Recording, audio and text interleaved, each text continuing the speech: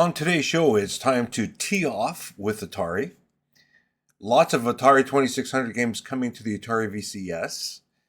And Volkswagen and Atari got together. All coming up right now.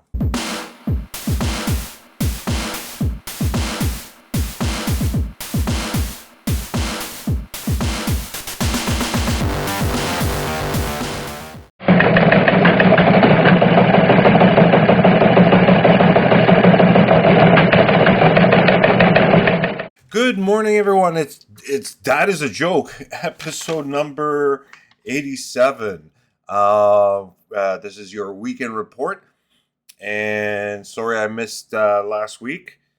Now that I'm working Sundays, I gotta actually get up early to do this thing and post it, take a shower, and cruise over to work. So this is gonna be kind of quick, but there's quite a bit of information.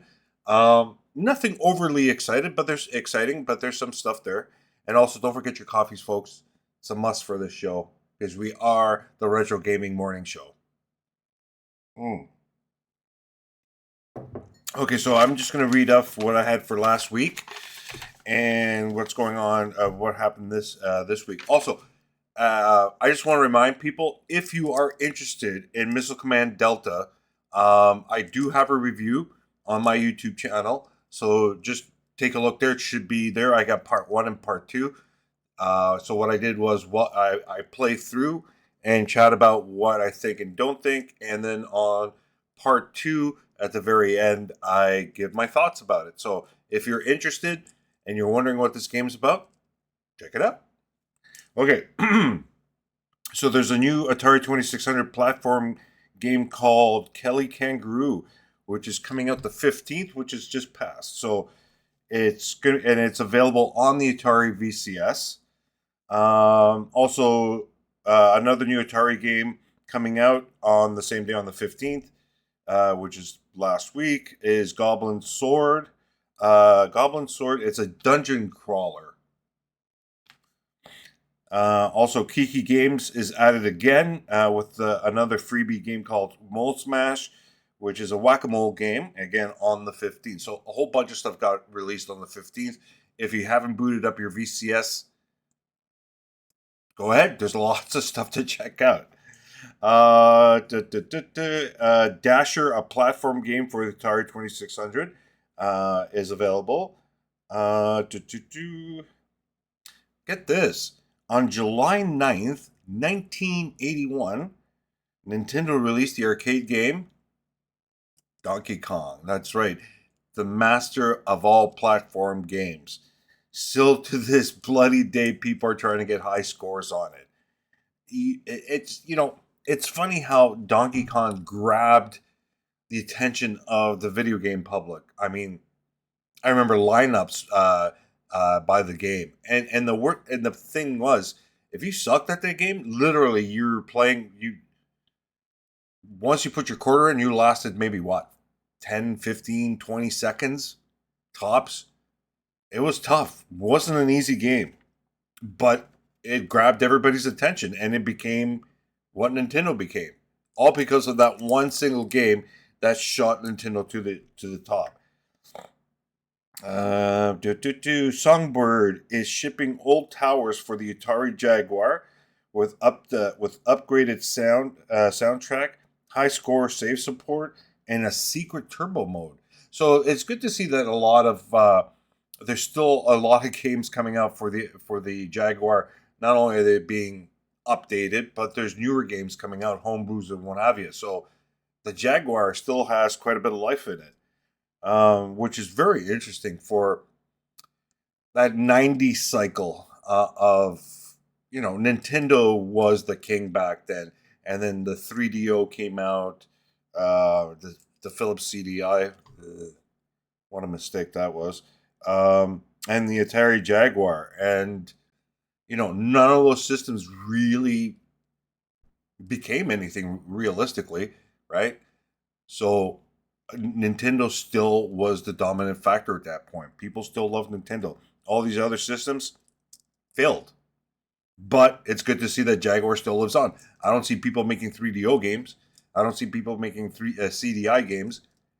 See what I mean? Okay, that's the end of that. Let's see here.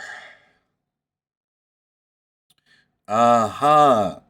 So Volkswagen and Air Console got together so you can now play video games on their infotainment system. And the games that are going to be being played on there will be Atari's Asteroid Recharged and Breakout Recharged. So, which is kind of cool. Now, for those of you that don't have electric car, I don't know if this is going to be specific for their electric cars or not. But what I know is I don't have an electric car, but my brother does.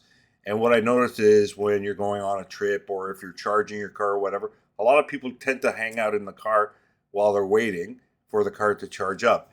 Either people sit down and eat or whatever. So throwing just like Tesla has the Atari 2600 games in their car, so it keeps you occupied and busy while your car is being charged up.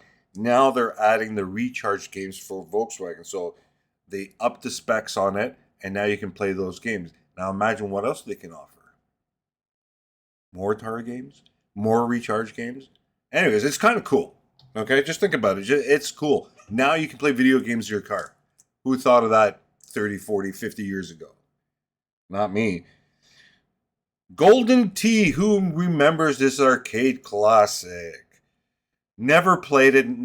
I mean, I got over playing golf games back in the day, but this arcade game was like constantly being played on.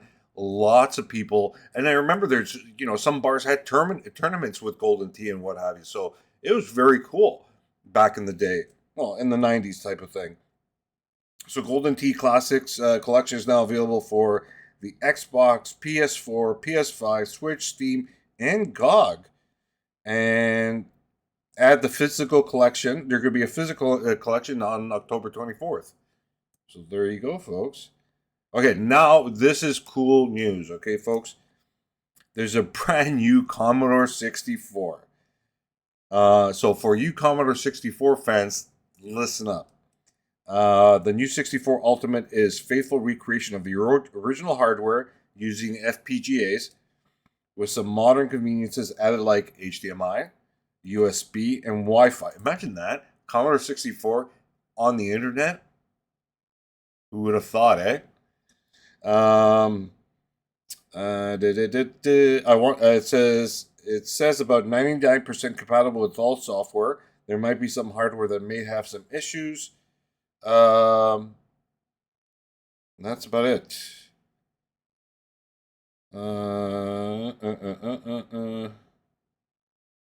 Okay, so there's that.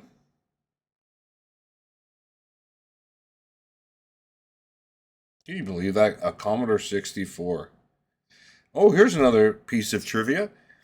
Williams Electronics released the arcade game Joust 43 years ago, July 16th, 1982. And that game is still a ton of fun. I mean, that's the key, right, guys?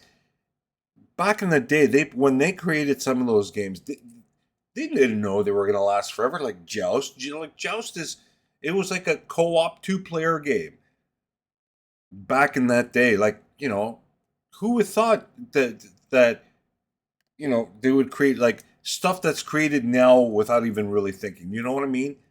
Am I making sense? It's kind of tough to explain, but it's just the longevity these games have is unbelievable, and it just goes to show what the thought and the game design and the mechanics and all that thought that went into it.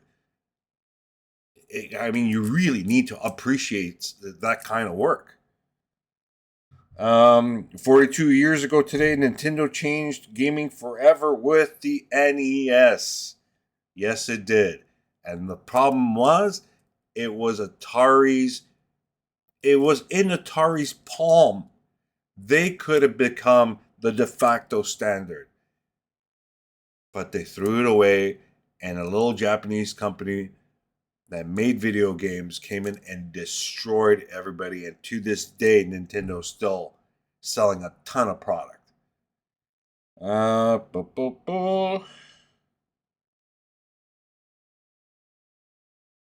Songboard Productions is making good progress on the Wings of Death remaster for the Atari Jaguar. See, another Jaguar game. Just entered final testing this month, getting all the layout files done. And plus, there's a little thing called the Remix CD. I think that's it, folks. Let's see here. Is there anything else? Well, System Shock 2 is available still. That's it, folks. That's all I have. I don't have any more. It is summertime. There's not a ton of information. The cartridge, the Atari Watch, is starting to ship. Some people have been getting notifications that their watch is en route. Some people haven't. So there's that Atari messing things up again. To be gentle with that. Also, what else is there? Hold on. So the watch, the cartridges that they've announced way back when that are available on pre-order on Atari and for Amazon will be coming out next month, I think. Yes, next month. So what is their Countermeasure 2? I'm going by memory here. Countermeasure 2. What else is there? Shit, I'm losing it. Well, anyway, you guys know. A lot of you pre-ordered this stuff, so why should I repeat myself again? Yeah, so that's it, folks. Yeah, I gotta go get ready for work and stuff like that. But I hope you enjoy the show, and we'll go from there. Take care, everybody, and we'll see you next time. Bye now.